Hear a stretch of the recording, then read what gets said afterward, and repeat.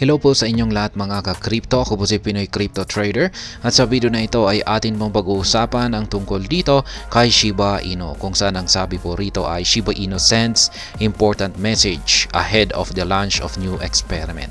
Kaya yan, si Shiba Inu raw po ay nag-send ng isang napakalagang mensahe para sa lahat, particular po sa community ng Shiba Inu. Yan, bago po ang isang launching ng kanilang bagong experiment na ito. Kaya sa video na ito ay atin pong aalamin kung ano nga ba yung napakalagang mensahe na ito ni Shiba Inu. Pero bago po tayo magpatuloy, ay nais ko lamang po munang bigyang linaw ang aking disclaimer kung saan ang nilalaman po ng video na ito ay hindi po ito isang financial advice. For education and information purposes lamang po ang layunin nito. Maliban po dito ay nais ko na rin pong magbigay babala na wala pong kahit anumang group chat ang Pinoy Crypto Trader.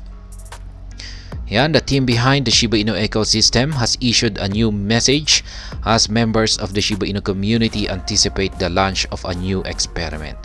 Yan, inaasahan daw po ng buong community ng Shiba Inu ang bagong launching ng yung launching ng bagong experiment na ito. Yan, at bago po yung launching na ito ay meron pong inilabas na bagong mensahe ang team developers ng Shiba Inu ecosystem. At napakahalaga raw po ito na malaman ng buong community ng SHIB.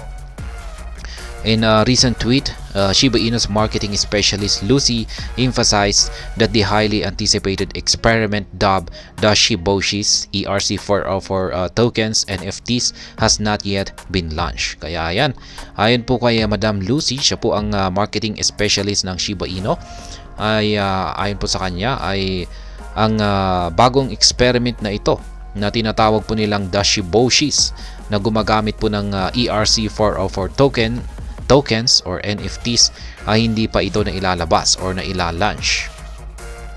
She warned the Shiba Inu community to avoid getting scammed as Shiboshis can be minted for free by existing Shiboshi holders when it eventually goes live. Kaya yan, nagbigay po ng isang babala itong si Madam Lucy sa community ng Shiba Inu na iwasan pong ma-scam yan dito kay Shiboshis.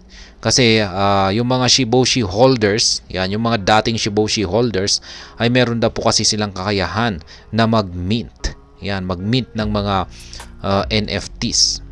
Ayan, at magagawa raw po nila ito kung naging live na ang Shiboshi. Kaya iwasan daw po natin na ma-scam dito. Yan, this post is only for Wagmi Nation. All hail Shiboshis and Shiboshis. Shiboshis are 404 ERC token not launched yet. Free to claim for Shiboshis holders. Do not get scammed. Kaya yan, ang mga 404 ERC tokens na Shiboshis ay hindi pa na ila-launch or na ilalabas. Pero sa ngayon ay libre itong makukuha ng mga Shiboshi holders. Yan, kung isa ka pong Shiboshi holders ay yan, i-claim mo na yan, libre po yan. Moves to protect Shiba Inu holders. The message marks the latest warning from the Shiba Inu team to community members. Notably, scammers have been devising new tactics daily to steal funds from unsuspecting investors. These illicit actors usually take advantage of new initiatives within the Shiba Inu ecosystem to defraud users. With the team preparing to launch Shiboshis, Lucy deemed it necessary to issue the warning to protect Shiba Inu community members from falling prey to scammers. Kaya yan, basta yung mga scammers po kasi na ito ay umaatake basta may bagong launch na project. At ngayon ay pagdating po dito sa ecosystem ni Shiba Inu, ito nga yung bagong ilalunch nila or ilalabas nila kung saan ay ang Shiboshis. Kaya ngayon ay nandito na naman po yung mga scammers para maghanap ng kanilang mabibiktima. Kaya si Madam Lucy bilang marketing specialist ay kumilos naman po siya agad para mabigyan ng babala ang buong community ng Shiba Inu para maiwasan na mabiktima ng mga scammers na ito. Anticipation for Shiboshis Shiboshi soar. Meanwhile, the Shiba Inu community eagerly anticipates the launch of Shiboshi, an NFT collection designed to celebrate women and act as a companion to the existing Shiboshi collectibles. The collectible, which will leverage the ERC-404 Ethereum token standard, is expected to launch this weekend. Once it goes live, selected Shiboshi holders can mint some of the NFTs at zero cost for 72 hours. Kaya yan, marami pong nakaabang sa launching ng Shiboshi na ito. Isa po itong NFT collection na disenyo para sa celebration po ng ng mga women in act. In act as a companion. At gumagamit po siya ng ERC-404 na Ethereum token standard. At ngayon ay inaasahan po ito na maila-launch po ito o mailalabas ngayong pagtatapos po ng linggo na ito. At kapag ito na po ay naging live, ay meron pong piling mga Shiboshi holders ang may kakayahan na mag-mint ng mga NFTs nang walang bayad. At magagawa lamang po nila yan ng 72 hours o 72 oras.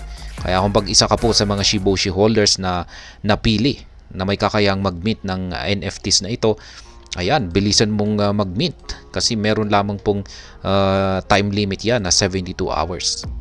After the 72-hour time frame, leash holders will be the next in line to mint the NFT collections, with the exercise expected to last for 1 day. Subsequently, the remaining Shiboshis will be tradable on Uniswap and ShibaSwap. Kaya yan, pagkatapos daw po ng 72 hours na pagmi-mint ng mga Shiboshi holders, ang sunod naman daw po na pwedeng makapag-mint ay ang mga leash holders. Pero sa kanila ay sa loob lamang po, yung palugit ay sa loob lamang po ng isang araw. At ayan, yung mga Shiboshis ay tradable po sa decentralized trading platform na si Uniswap at saka si ShibaSwap. How Shiboshi will burn Shiba Inu tokens. Interestingly, a portion of Shiboshi NFT proceeds will be used to burn Shiba Inu ecosystem tokens, SHIB, Leash, and Bone, and upcoming Shi and Treat tokens. As detailed in the latest edition of SHIB magazine, Shiboshi proceeds will be divided into two equal parts, 50% each. From the first 50%, 10% will burn Shiba Inu tokens, 6% SHIB, 1% Bone, 1% Leash, 1% Shi, and 1% Treat. The remaining 40% will be allocated as follows: 15% to the team, 15% to the foundation, and 10% to non-profit initiatives. Notably, the remaining 50% will be allocated to treasury and expenses. Na-content na po natin ito sa nakalipas na video. Kung saan ang Shiboshi po ay tutulong po ito sa pagsusunog ng Shiba Inu tokens. At ito po ay makakatulong sa pamamagitan po ng kanyang sales. Kung pag may bumibili po kapag may bibili po ng Shiboshi NFTs, ay yung kanyang yung sale po nito ay magkakaroon po ito ng bahagi na siyang mapupunta sa pagsusunog ng Shiba Inu tokens. Siyempre, hindi lamang po si Shiba Inu ang masusunog dito. Kasama na rin po yung ibang mga ecosystem na tokens nito na si Leash, si Bone, at saka yung bagong paparating na tokens na sina Shi at saka si Treat. Kaya yan po ang napakahalagang mensahe ni Madam Lucy sa buong community ng Shiba Inu, kung saan ay kailangan daw po nating mag-iwas or iwasan ang mga scammers dahil po sa kanilang ilalabas na paparating na project na Shiboshi. At ayan, hanggang dito na lamang po tayo sa video na ito. Sana po ay inyong nagustuhan ang aking paliwanag dito. Kung inyo po itong nagustuhan, ay pakiclick lamang po ang like button nito. Para naman po sa mga bago lamang dito, kayo po ay aking inaanyayahan para mag-subscribe. Pakiclick na rin po ang bell icon nito dahil ito po ang siya magsisilbing notification nito sa mga bago kong videos na akin pong ina-upload sa aking YouTube channel na ito. Marami pong salamat sa panonood, ingat po tayo lagi at God bless po sa ating lahat.